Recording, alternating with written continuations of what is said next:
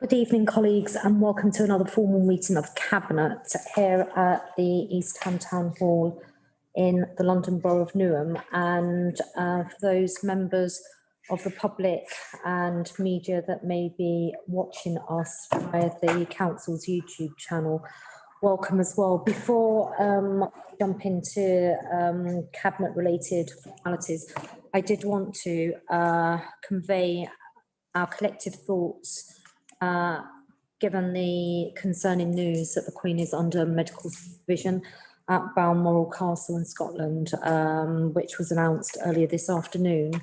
And as per a communication that I have posted already, the thoughts of the entirety of the council, cabinet members and councillors and all members of staff are very much with the royal family this afternoon.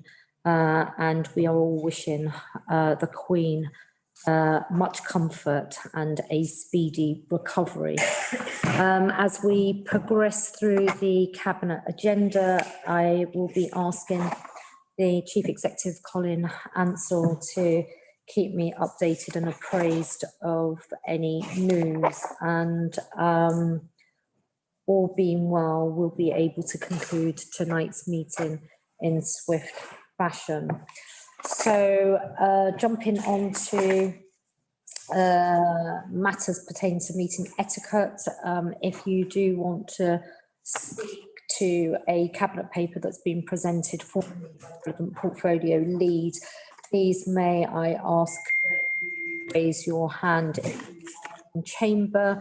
I don't think cabinet members or members of the wider executive that are watching on YouTube, but if there were, they'd be able to speak to the item but not be able to formally move it. They could only participate in the debate and they won't be able to vote. So if we go to the agenda item as printed, if I can just receive apologies of absence that have been submitted to the clerk to the committee. Joy, are you able to advise? Yes, Chair, we've received an apology from Councillor Charlene McLean. Okay, fine. And colleagues, are there any other apologies that any of you wish to advise me? And okay, great. Councillor James Aston. Has that been noted, Joy? Thank you very much. And then concerning matters that we're going to be discussing and considering at today's cabinet, are there any declarations of interest that any member of cabinet or wider executive need to advise? No. Okay, there are no declarations of interest.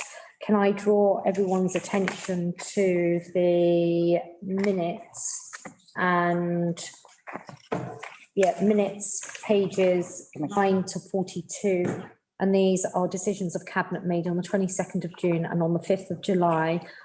Can I ask that we formally note these minutes unless there is something that is a mistake, not a significant mistake, a mistake. Any mistakes? Okay, can we just note and approve the minutes, accurate record of decisions made at Cabinet on the 22nd of June and 5th of July. Do we agree? Agreed. Agreed, Joy. Agenda item 4 relating to appointments to outside bodies. There are no announcements to appointments to outside bodies being made. And now we're going to be coming to the first of the substantive agenda items. This is the state of the borough report, which comes from overview and scrutiny, specifically looking at issues of crime and community safety. And they had undertaken an all-year review covering the period 2021 to 22 relating to matters of crime and antisocial behaviour. Now, this would have been in the previous term, and the member of the cabinet at the time that would have engaged with this commission would have been Councillor James Beckles, who's no longer a member of the Cabinet, having requested to step down. And also engagement on this in part would have been other members of Cabinet where relevant, particularly given the review looked at matters such as reducing fly tipping in the borough, also looking at issues of violence against women and young girls, which also sits in health and adult social care. But I am going to be inviting the current Cabinet member for crime and community safety to talk to this report, and the recommendations to be noted is that we are receiving this state report by time frame. We will be providing a full executive response. So I'm going to be inviting Councillor Carleen Lee Parkway. Thank you, Chair.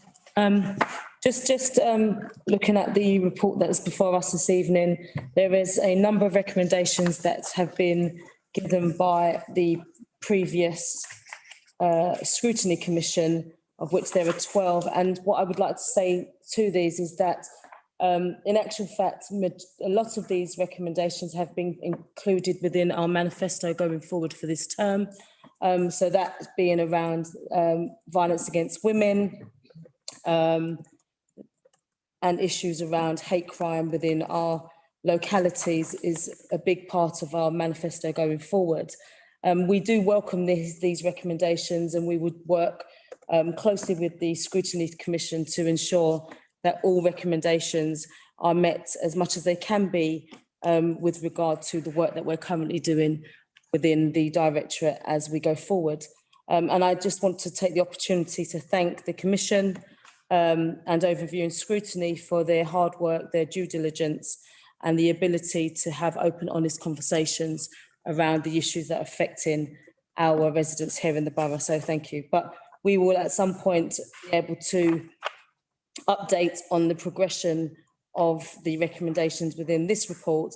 But I know that through the Scrutiny Committee that will happen in this municipal year, we'll have an opportunity to really deep dive into these specific issues around, especially that of violence against women and hate crime and various other things, issues around antisocial behaviour. Okay, are there any questions or comments that any member of Cabinet wishes to raise relating to what we've heard? No? Okay, so I'm going to be asking us to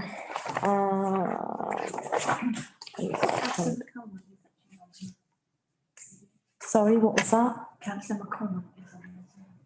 Right, okay, so okay. Sorry, I don't have a note that he was going to be attending. Councillor McColmont, can you hear me? You're on mute. He's on mute. Mute, Tony. Unmute. Sorry, I'm just on mute. Yes. Thank you. Councillor McColmont, welcome to a formal meeting of Cabinet.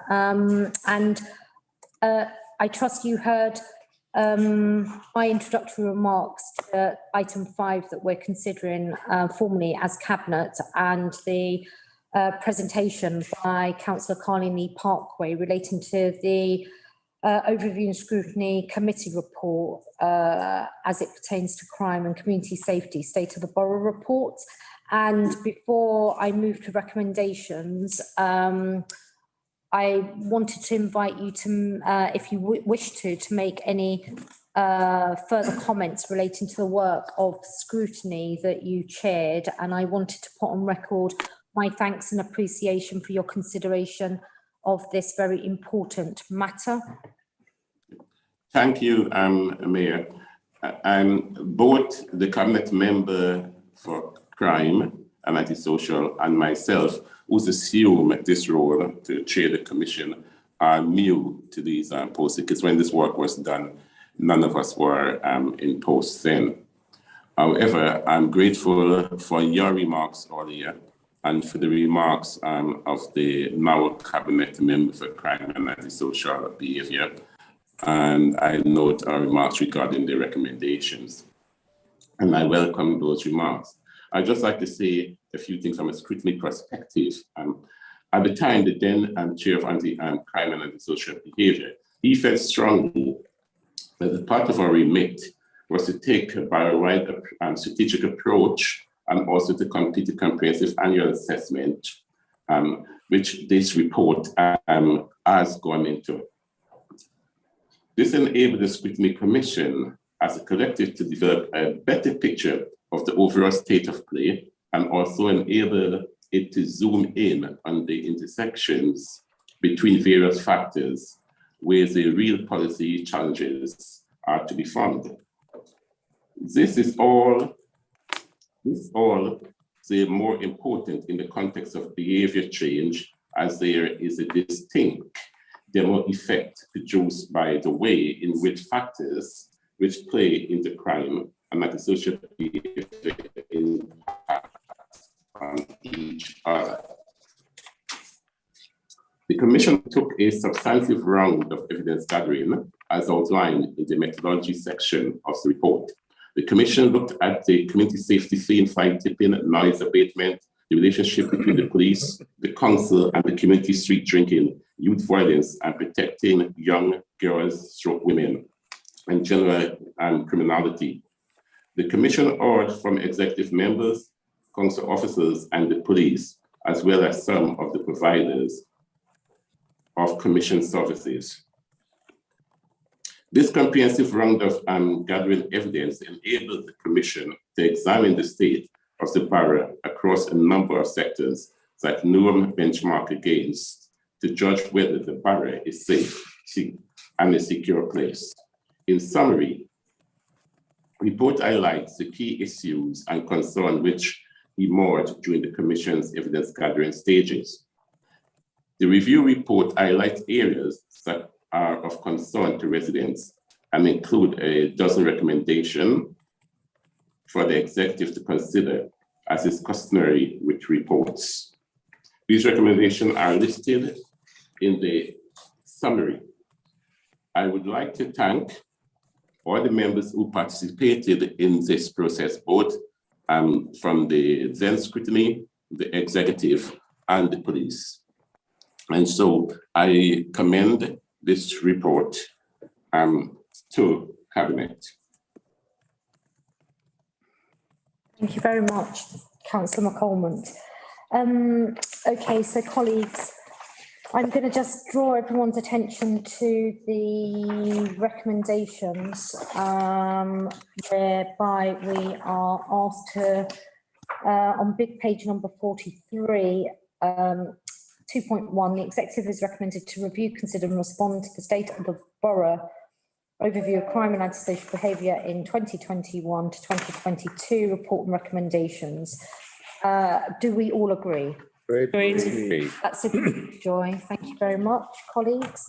Now, just wanted to advise Cabinet that the agenda item, adoption of the Newham Statement of Community Involvement, this paper has been deferred to the 22nd Cabinet. Is that noted? Okay. Thank you very much. And now we're going to be moving on to agenda item 7, which is the carer support services. And I'll be passing over to Councillor Neil Wilson. And also I know that Councillor Sarah Ruiz will want to make some contributions to this. Over to you. Thank you very much. So the important thing I think to say, and it's very important that we get this message across to all of our residents, that carers, not just here, but across the country, make an important contribution to the broader economy. I mean, there's well-documented evidence of the savings that the state and local authorities, in fact, make because of the unseen and unheard of and often unrecognised significant contribution for carers. And that's increased significantly the contribution of carers, whether we acknowledge them by either financially, we should, I think, in many ways more, but the role has been increased significantly as a result of the pandemic. So the multi-agency Newham Carer Strategy and the ambitious action plan that links that was published by this authority in July 2021, and it set out our collective commitment to raise the profile of carers of all ages in the borough. And that is why this is a joint report from myself as the lead member for health and adult social care, but also Councillor Rose as lead member for children and young people services. The carers are found in all of our diverse racial and religious groups, but in all age groups as well. Frankly, there's quite often an unrecognised profile in terms of children, but I'll leave that to Sarah to announce more on that. But this plan did support, was designed to support with the action plan, to recognise and meet the needs of that very important contribution of the carers, and minimise mostly the negative impact that caring can have to maintain and improve their well-being and relationship with the cared for person and sustain where they choose their caring role. So the future delivery model of carer support service set out within this paper has been co-designed, a very crucial factor of this council, that co-design and co-production are not tick box exercises. They are to be seen in the very real issues that make the service as most individualised as possible, catering for the various needs. So local carers did help us to achieve the objectives set out in that strategy. And it's a hyper-local emphasis. So in other words, the locality, the streets, the actual family network by definition, the family support systems, if any, or sometimes where there's very few family members are engaging because of circumstances. So a hyper-local emphasis and inclusion of a carer's small grants programme, which aligns closely with our community wealth building agenda and maximising local assets. So I think that is where I'll leave it in terms of, then I'll come back after Sarah, if that's all right, in terms of how we're going to make certain that this is for an underpinning of under 18's future as well. Sarah? Yes, thank you, Chair, and thank you, Councillor Wilson. I think we probably underestimate the number of children and young people who are young carers in our borough. And I think that during the pandemic, we probably saw a huge increase, and it's very often gone under the radar. This is a really good piece of work because it's meant that probably, I would say for the first time, that adults and children's services have worked together with our carers and our young carers, so that actually the strategy hopefully meets their aims and their wishes. And I think certainly the addition of a small grant, I think, will be really helpful. What we need now, of course, is to put it into practice. But certainly I think that there is a real encouragement by two directorates working together that actually carers will be far better served in a more holistic way than they had before. And certainly about young carers, I think that we automatically think that carers are looking after older people, whereas in actual fact, many of our carers are school-age children who are looking after either their parents or older or younger siblings, and still then actually having to go to school, etc., etc. So yeah, I think it's a really good piece of work. Thank you. Thank you very much. Colleagues, are there any questions anyone has? Saz, would you like to contribute? Just kind of add on what Sarah's just said. Being in the field of social work, we see a lot of young children at caring roles. So I'm really pleased that both departments are going to be working together to implement caring role. Thank you very much. Any questions, colleagues? No? Okay, so I am going to be asking that we move straight to the recommendations, which are on big page number 108. So 3.1, for the reasons set out in the report, Cabinet is recommended to agree 3.1.1, the procurement process for the new service model and associated budget, and that for a contract with a period of 7 years, that's 3 + 2 + 2, at an estimated value of, that's a lot, isn't it? Cheap at half the price, Chair. Okay. £1,855,000. I was just about to say billion. Which equates to 265,000 per annum. And 3.1.2, to delegate authority for contract award to the interim corporate director of adults and health and corporate director of children and young people services in agreement with the relevant league members in order that the new model can be fully operational by the 1st of April 2023. Do we agree? Agreed. We agree, Joy. Thank you very much. Right, now we're going to be moving over to the investing in our young people recommissioning of youth activities with Newham's voluntary sector. I'll be making some introductory remarks and happy to invite Cabinet Member for Children's Services and Cabinet Member and Deputy for Education, Skills and Lifelong Learning to contribute with any comments that they may have.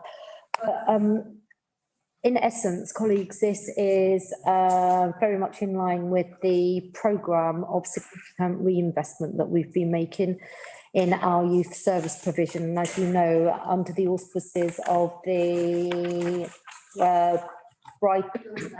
Newham manifesto, we have retained a commitment to the vital work that the youth services provision that are delivered in this borough have on our young people, and it's very much a testament to the enduring commitment and value that we place on all children and young people in this borough, where we have made it very clear our intention is for Newham to become the best place for them all and to ensure that they feel valued, secure, safe, they're supported and they are enabled to flourish and thrive. And as you all know, we've been part of an administration over the last 4 years that has very much asserted that passion and that vision through expanding what had been a diminished youth service. When I stepped in, I always remind people that there were 3 full-time youth workers and 7 part-time youth workers in a borough with the largest number of 24-year-old youngsters and under anywhere in the country. So it's really joyous to see the impact that our full-time equivalent 43 now have on our young people and the vibrant places that all of our existing and new youth zones have become. So, you know, the doubling the number of youth zones from 4 to 8, and that youth zone increase basically represented a 975% increase in youth workers at the start of our first term. So this paper is very much aligned to that ambition that we have, and it is proposing to retain as part of our youth empowerment provision a important element of that to the tune of £3.2 million over a 4-year period to work with the voluntary community faith sector to help us with our delivery around youth provision, because we've always been clear as a institution, the council claim to do it, to be able to do it all and to do it all well. And we absolutely are intentional about our commitment to working with our voluntary community and faith sectors in the delivery of all of our services. So this is very much a manifestation of that. So it specifically is focused on commissioning under the partnership arrangements that we have with the wide voluntary or broad spectrum of voluntary and community and faith sectors in Newham, helping us and supporting us to deliver youth zones in East Ham Plateau and the Royal Docks, but also again in line with our ongoing commitment that we have stated explicitly in the Building a Fairer Newham manifesto, ensuring that we have across all of our youth provision a very well thought through and enhanced provision for those with special educational needs and disabilities. So I commend this report, and I invite Councillor Sarah Ruiz and Councillor Joshua Garfield and Councillor Mumtaz if you would like to say any additional comments before I pass over to Tim Aldridge. And the reason I'm inviting you all is because you'll have an interest in this area.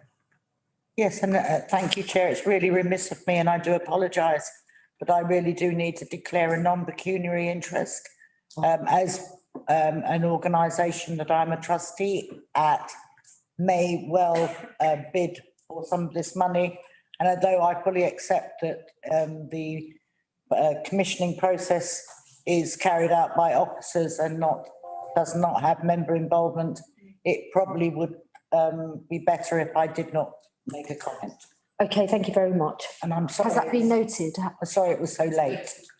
Okay, thank you very much. Joshua.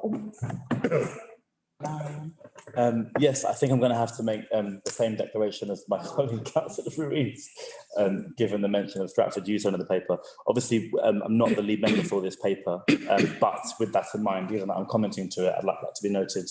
I'm a trustee at Theatre Royal Stratford East. I can still speak though, can't I? Yeah. All right, great. Just wanted to check. Before I became a councillor, I was a youth worker in Hackney, and actually the two careers crossed over for a number of years. And one of the first conversations the mayor and I had before she'd been elected the mayor was about the provision of youth services in the borough, and the fact that every day I was travelling from my home in Newham just across the border into Hackney, which from Stratford is just next door, and I was seeing the effect that millions of pounds of considered and structured and organised and targeted investment have had in children's services and youth services in a borough which, when I was a child at least, was not considered a safe place to be. But today, thanks to that investment and thanks to that work, is considered an exemplar when it comes to how and where, through which mechanisms local authorities should invest in children and young people. And I'm really pleased as a resident and as a councillor and a representative of people in Stratford that I'm now part of a council that does the very same for our children and young people. And that isn't something I could have said 4 years ago. I think that the point 7.5 on page 8 of the paper, I'd like to draw attention to, because it highlights, not just for those that have children or know children or work with, understand the value of youth services, it highlights specifically how investment in this sort of provision benefits the entire of society. Absolutely everybody. Whether or not you have children, no children, like children, it doesn't matter. You are the direct beneficiary of this sort of investment, whether it's early years intervention or even just early intervention at any age, whether it's measures that are commissioned by youth workers working with the youth justice team and the youth offending services. These are all pieces of work that enable children and young people to thrive. And when that happens, when they're provided with the support at an early interventionary stage, it costs everybody less in the long run. And it means that we, as an entire society, are better off because we're raising people that are part of that society rather than those who've been ostracised or cut off from resources, which I would say 5-6 years ago is perhaps where we were as a local authority. And we're not at the moment. And that's something for which I just wanted to highlight.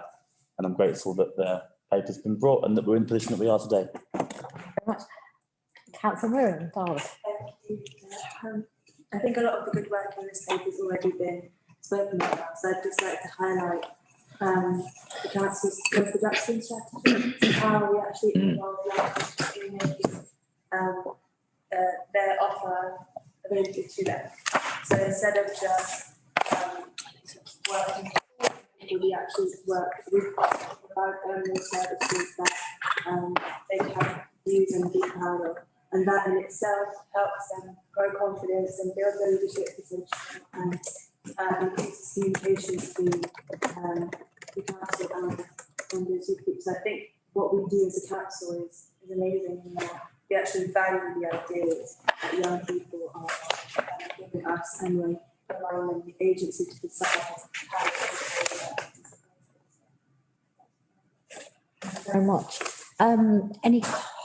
Yeah, please do. Yeah, I'd like to come in on following on from what Joshua was saying, that effective youth services do reduce costs, particularly, and we need to be very cognizant of how we're framing this in living with a pandemic, where referrals to CAM services are at such a crucial point.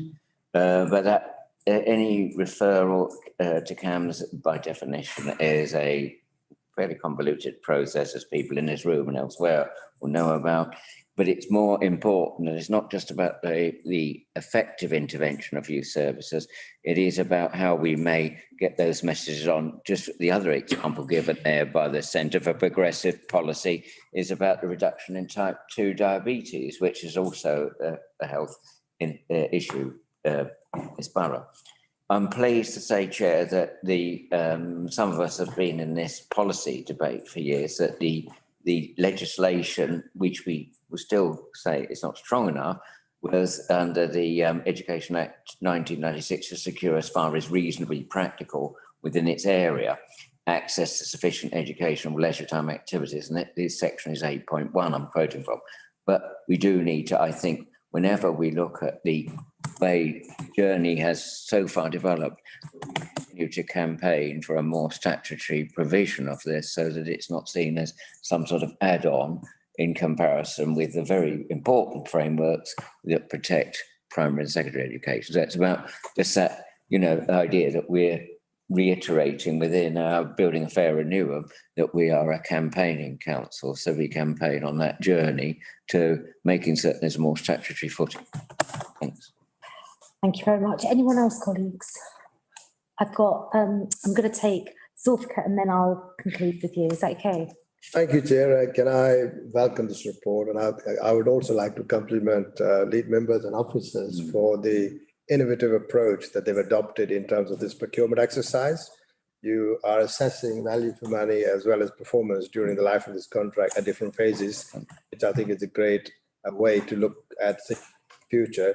And so it's an innovative approach, which I think we ought to be perhaps considering in other areas too. The only question I have is, bearing in mind that we are looking at different lots spaced to different areas, I wonder what degree of flexibility is there should our needs change during the life of this contract for other areas. Okay. Tim or Christina, it is. Christina. Yeah, do you want to? I don't know whether we've got Christina. Have we got Lynn here as well? No, Jazz is here. Right. Okay. So Christina or Jazz, would you like to respond to that question? Yes, thank you, Councillor. Just to reassure that on the matter of flexibility with different areas, we've chosen these lots in these areas specifically because these are the ones that will be commissioned through the voluntary sector consortiums, but to reassure that the other areas across Newham will be delivered by our in-house team, but very much our expectation of both our in-house service delivery and our consortium of voluntary sector partners is that they work together and collaborate closely to ensure that there is that consistent, flexible support across the whole of Newham, and that any young person, regardless of what they live, can very easily access youth services. So very much there's that flexibility of support across the whole of the borough, but that's why these particular areas are mentioned, but to reassure that there is joint working across. Okay, thank you very much, Christina. I'm going to be coming to Councillor Carleen Lee Parkway. Thank you, Chair. Sorry, like Sarah, I think I may need to also just notify of a non-pecuniary interest, as I am also a trustee of an organisation that may tender for any of these contracts. But I just wanted to add to the report we have before us today, just my thoughts in regards to where we are, where we've come from. I think we've made it very clear as an administration, the investment into our young people is nothing that we are not proud of. We are immensely proud of all the investment we have made. But more importantly, the investment we have made is giving our young people the ability to have a voice, but not only have a voice. In my previous role as Cabinet Member for Brighter Futures, we gave the young people the opportunity to really be decision makers and policy makers within our local authority. And what came from that was the Children and Young People's Charter. And I just wanted to really just highlight the elements of this paper that gives young people an opportunity that they once may not have had back in 2018, an opportunity to really shape the borough in which they live, to really be change makers, to really be part of their communities, to really be part of every single decision that this local authority makes for them. This would not be possible if we did not provide provision that gave them that ability. And I would like to just take the opportunity, not just to only thank our own in-house youth service, but the services that are provided through this commission that do an immense amount of work with young people, but also that of our uniformed commission services and uniformed services that happen within the borough, like, for instance, cadets. Our young people here in the borough are amazing, and that's something I've never, ever shied away from saying. Our young people in this borough will be the very best young people that will ever grace this earth. But what I do want to just say going forward is that what this paper shows us is that we are not backing down by what it is that we stated 4 years ago. Our young people are our future. Our young people will be our futures, and our young people will continue to be first and foremost when we make decisions about them. Thank you. Thank you very much. Okay, I am going to suggest that we move straight to, oh, I'm so sorry. Christine, is there anything else that you wanted to add? I think most things have been covered. Just to say, as Councillor Lee Parkway has alluded to, this is really about celebrating the successes and youth leadership. So it really gives those young people the chance to lead, develop their skills, and continue that to support them in the future. Thank you very much. Right, okay, so colleagues, if I can just draw your attention to big page number 116, going into big page number 117, the recommendations 2.1 to recommission youth services to meet the designated youth empowerment service outcome requirements, as well as the impending Building a Fairer Newham corporate plan value of £3.2 million, which equates to up to £200,000 per lot per year for the period the 1st of April 2023 to the 31st of March 2027, with a contract period of up to 4 years, with annual break clauses for years 2, 3 and 4, which will include an independent expert evaluation process to ensure that the provision being commissioned meets the requirements of the Youth Empowerment Service Outcomes Framework and the administration's Building a Fairer Newham plans. 2.2, agree the tender process for the procurement of these services as set out in paragraph 4.1, and 2.3, to delegate authority to the Corporate Director of Children's Services in consultation with the Mayor to make awards to successful providers following the procurement process, which will include a robust assessment framework so that those being commissioned meet the outcome requirements set by the Council's Youth Empowerment Service. Is that agreed? Agreed. That's agreed, Joy. Right, okay, so colleagues, we are now at the end of today's council. And as we conclude, I just wanted to once again thank all officers involved alongside portfolio leads in the papers that come to Cabinet. I look forward to seeing you meeting of Cabinet, which will be taking place later this month on the 22nd of September. And I'm sure you'll all join me in wishing Her Majesty well as we all wait with real concern and care about further news of her well-being. Take care and thank you for those members of the public that have been joining us